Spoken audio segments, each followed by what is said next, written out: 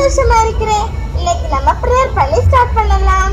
Okay kids, நம்ம டே 2 prayer பண்ணி start பண்ணலாமா? அன்புள்ள ஏசப்பா, இந்த நல்ல நாளை தந்ததுக்காக உங்களுக்கு நன்றி. ஏசப்பா, இந்த கிட்ஸ் ஃபெஸ்ட்ல இணைந்திருக்கிற ஒவ்வொரு பிள்ளைங்க, பேரண்ட்ஸ், டீச்சர்ஸ் எல்லாரையும் ஆசீர்வதிங்க, பாதுகாத்து கொள்ளுங்க ஆண்டவரே. இந்த நாளில் ஆண்டவரை நாங்கள் கற்றுக்கொள்ள இருக்கிற வசனங்கள், ஸ்டோரி, சேகை பாடல் எல்லாம் எங்களுடைய வாழ்க்கையை பிரயோஜனம் உள்ளதாய் மாற்றுங்க. நீர் நடத்துங்க. உங்களுடைய கருத்துல தாழ்த்தி தருகிறேன். இயேசுவின் நாமத்தில் பிதாவே, ஆமென். நம்ம கிட்ஸ் ஃபெஸ்டோட தீம் தெரியுமா? தெரியுமே, நேற்றுக்கு தான் நாம படிச்சோம். என்னது? ஆயத்தப்படு ஆயத்தப்படுத்து. உங்களுக்கு தெரியுமா கிட்ஸ்? நம்ம கிட்ஸ் ஃபெஸ்டோட நோக்கம் சொல்லுங்க பாப்போம். ஆயத்தப்படு ஆயத்தப்படுத்து. ஓகே குட்டீஸ், நம்ம கிட்ஸ் ஃபெஸ்டோட நோக்க வசனம் எல்லாரும் சேர்ந்து சொல்லிடுவோமா? நீ ஆயத்தப்படு, உன்னுடனே கூடின உன் எல்லா கூட்டத்தையும் ஆயத்தப்படுத்து. எசேக்கியேல் 38 அதிகாரம் 7 வசனம். ஓகே குட்டீஸ், நம்ம கிட்ஸ் ஃபெஸ்டோட தீம் சாங் பார்த்துடலாமா? நேரத்துக்கு படிச்சோம் தானே, எல்லாரும் சேர்ந்து ஆடுறீங்களா?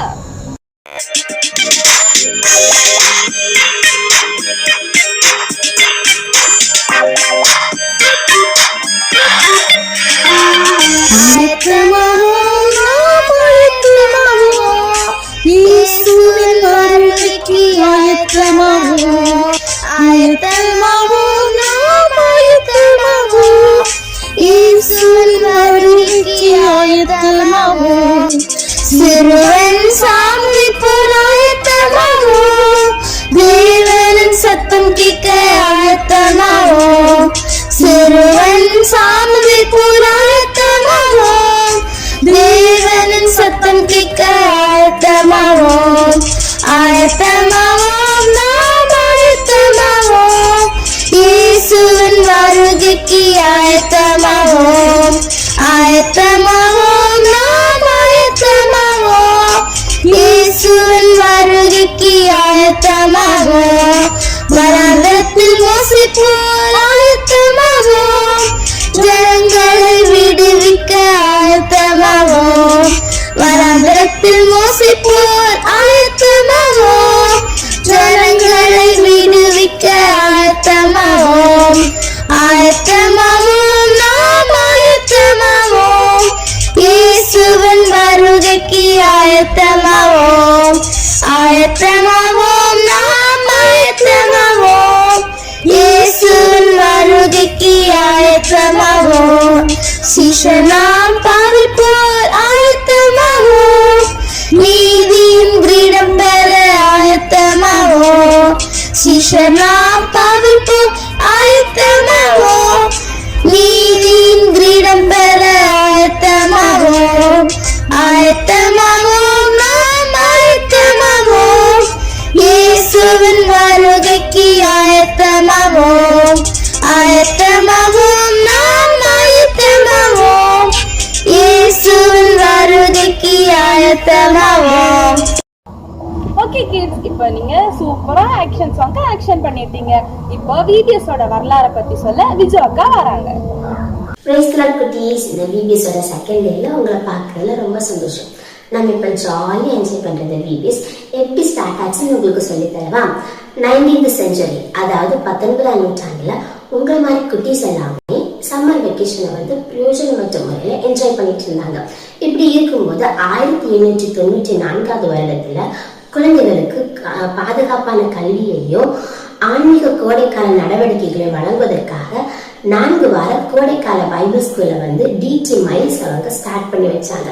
அது மட்டும் இல்லாம 1898 வருடத்துல அமெரிக்க தேசத்துல இருக்கிற இல்லினாய்ஸ் மாநிலத்தை சேர்ந்த சண்டே ஸ்கூல் டீச்சரான ஹாப்ஸ் அவங்க என்ன பண்ணாங்கன்னா, எல்லா நாளும் சர்ச்சஸ் வந்து இருக்காது, பிள்ளைங்களுக்கு டெய்லியும் பைபிளை பற்றி சொல்லி கொடுக்கணும்னு டெய்லி பைபிள் ஸ்கூல்ல வந்து ஆரம்பிச்சு வச்சிருந்தாங்க.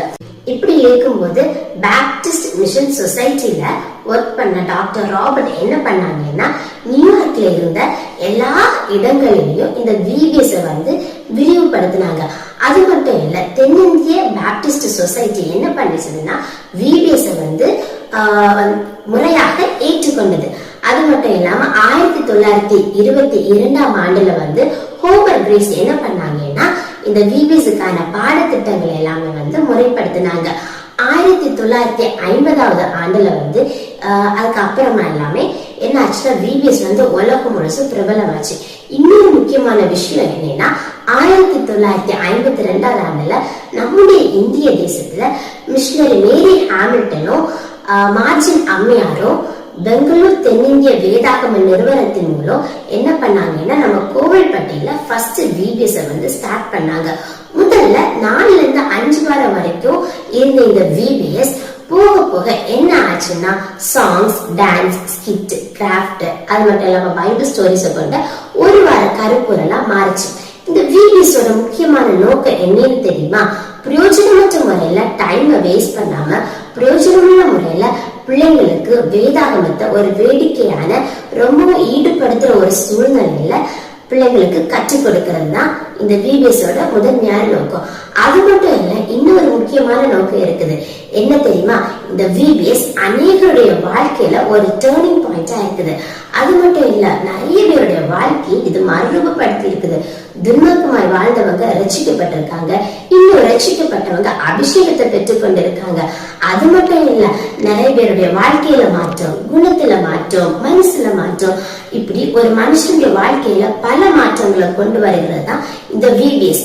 இப்போ இந்த விபிஎஸ் மூலமாக ஏசப்பா உங்களோட கிரியை செய்ய வல்லவரா இருக்கிறார். உங்க வாழ்க்கையில எந்த பகுதியில மாற்றத்தை விரும்புறீங்களோ அதை வாஞ்சிங்க, ஏசப்பா மாத்துவார், ஏசப்பா கிரியை செய்வார். ஆமென்.